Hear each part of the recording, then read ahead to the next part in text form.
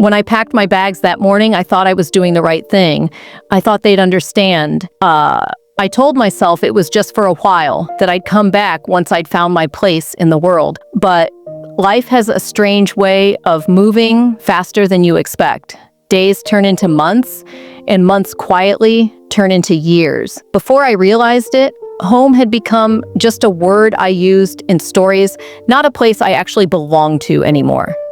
I still remember the look on my mother's face when I closed the gate behind me. She didn't say a word. She just stood there holding the corner of her shawl, her eyes following me until I disappeared down the road. My father had already gone inside by then. He wasn't angry. At least, not the kind of anger you can shout about. It was the quiet kind, the kind that comes from being hurt and not knowing how to show it. I told myself they'd be proud once I made something of myself. Once I sent money, once I called, once I proved I was strong enough to live on my own. But every time I thought about picking up the phone, I found a reason not to. I'll call next week, I'd tell myself. They'll understand. I didn't know that while I was chasing dreams, they were growing old, waiting for my voice, that the house I'd left behind slowly fell silent, that my mother would sit by the window each evening, hoping the phone might ring just once, with my name on the other side. Now, years later, as I stand outside that same old gate, suitcase in hand, the silence feels heavier than it ever did before. The house is still there, smaller, quieter, lonelier, and all I can think is, I thought they'd understand why I left, but I was wrong. Before everything changed, my life at home was simple. We weren't rich, but we had enough. Enough to eat, enough to laugh, and enough love to fill the small spaces between our worries. Our house sat at the end of a quiet lane, painted in faded white, with a small garden that my mother cared for like a child. Every morning, she would water the plants before breakfast, humming softly under her breath. She said flowers needed music as much as they needed sunlight. My father, on the other hand, was a man of few words. He worked at a small repair shop in town, fixing fans, radios, and anything people brought him. He wasn't affectionate in the way my mother was, but his love showed in other ways, in how he made sure the light bulbs worked, the water tank stayed full, and that my school fees were always paid on time. I was their only child, the center of their world.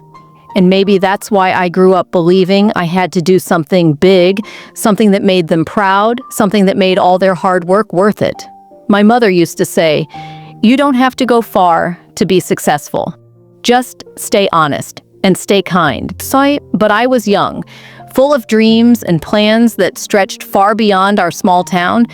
I wanted city lights, bigger opportunities, and the kind of life that didn't smell of dust and engine oil. I remember one evening, I told them I wanted to move to the city. We were having dinner, lentils and rice like most nights. My mother looked up, her hand still on the serving spoon. "The city?" she said quietly. "Why so soon?" I told her I needed to see the world, to build something for myself. My father didn't say much. He just looked at me for a long moment, then nodded slowly. "If that's what you want," he said, "go. Just remember where you came from." That night, I couldn't sleep. I lay awake, staring at the ceiling, torn between excitement and guilt. Part of me was ready to leave. Another part wanted to stay. But once you've spoken your dreams out loud, it's hard to take them back. The next few days were a blur of preparation, packing clothes, saving money, saying goodbyes. My mother pretended to be strong, but I could see her sadness hiding behind every small smile. She folded my shirts neatly, slipped a small packet of sweets into my bag, and said, "Keep this for when you miss home." The morning I left, she woke up early to cook my favorite meal, parathas and tea.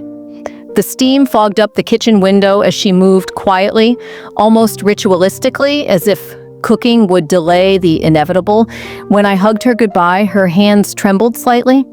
"Take care of yourself," she said softly, "and call me when you reach." I promised I would. I meant it too.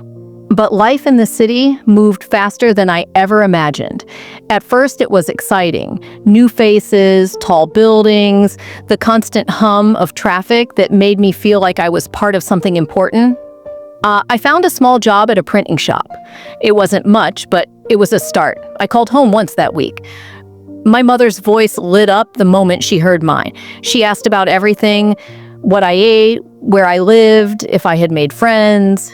My father came on the line too, but he only said, "We're proud of you. Just don't forget us," I laughed and said, "How could I ever?" And yet, slowly, I did. Weeks turned into months. Calls became less frequent. I told myself they'd understand. I was busy building a future. But love, especially a parent's love, doesn't count time the same way. For them, every missed call is a silence that echoes. Every passing day without your voice feels longer than a year. I didn't know that back then. I thought they were fine. After all, that's what we always tell ourselves, that our parents will always be there, waiting, no matter how far we go. The morning I left, she woke up early to cook my favorite meal, parathas and tea. The steam fogged up the kitchen window as she moved quietly, almost ritualistically, as if cooking would delay the inevitable. When I hugged her goodbye, her hands trembled slightly. "Take care of yourself," she said softly, "and call me when you reach." I promised I would. I meant it too. But life in the city moved faster than I ever imagined.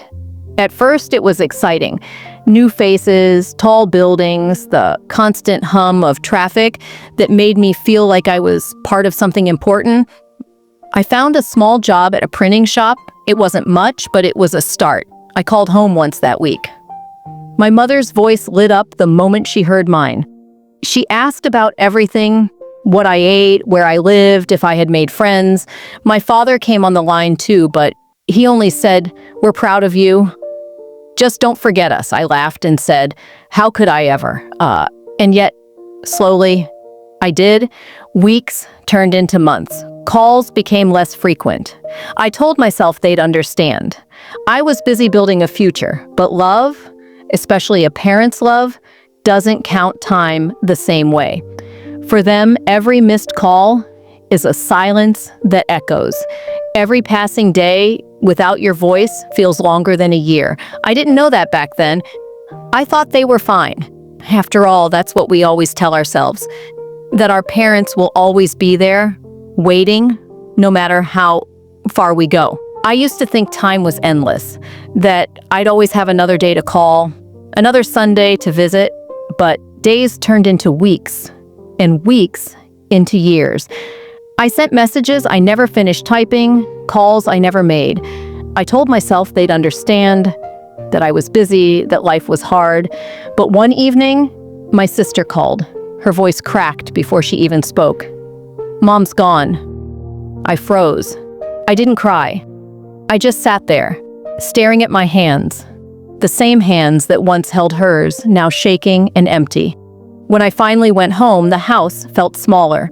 Her chair was still by the window, her sweater folded on it neatly, waiting. The air smelled like her perfume, faint but familiar, like a ghost that refused to leave. I stood there whispering, "I'm sorry." But silence was the only reply. I sat by that window for hours, watching the rain slide down the glass. Every drop felt like a memory falling away. All the words I never said, the moments I never shared. On the table beside her chair was a little box. Inside were letters, all from me. Every single one I had sent years ago. She kept them, all of them. Some were creased, some stained with tears, and at the very bottom, one last letter, unopened. My name was written on it, in her handwriting. My heart stopped. I opened it with trembling hands. "I know you're busy, my child, but I still wait for your voice every evening. I pray you're happy." That's enough for me. That's when I realized she never blamed me. All those years I thought I'd lost her, she was here, forgiving me long before I ever asked for it. And now, All I can do is live with her memory quietly, gently, like the rain outside that never stops, only changes its sound. After that day, I started visiting her grave every week. I bring her flowers, daisies, her favorite. I sit there, talk to her softly, and sometimes I even laugh. It feels strange to laugh beside a grave, but I think she'd like that.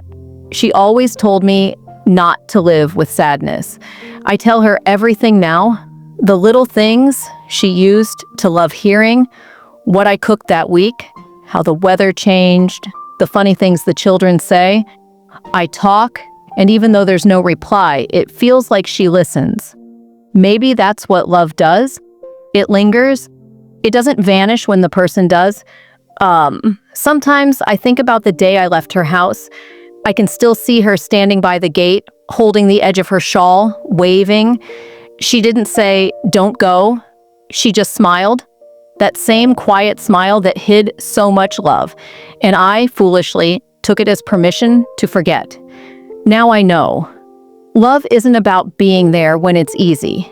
It's about staying when it's inconvenient, when it hurts, when it asks for time you think you don't have. If I could go back, I'd give her one more day. I'd sit with her, make her tea just the way she liked, with 2 spoons of sugar and no hurry in my hands.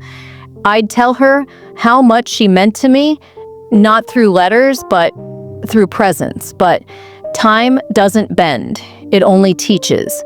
And now I carry her lessons in the quiet parts of my life. When I'm cooking, I hear her humming. When I feel lonely, I remember her patience.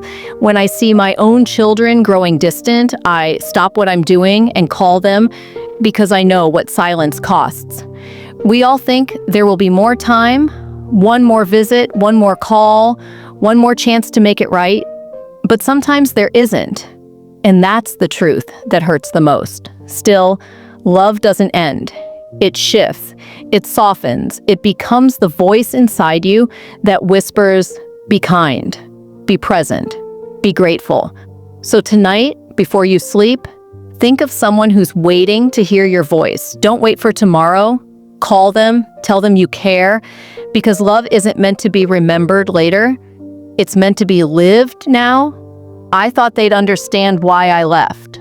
I was wrong, but maybe now I understand why she never stopped waiting.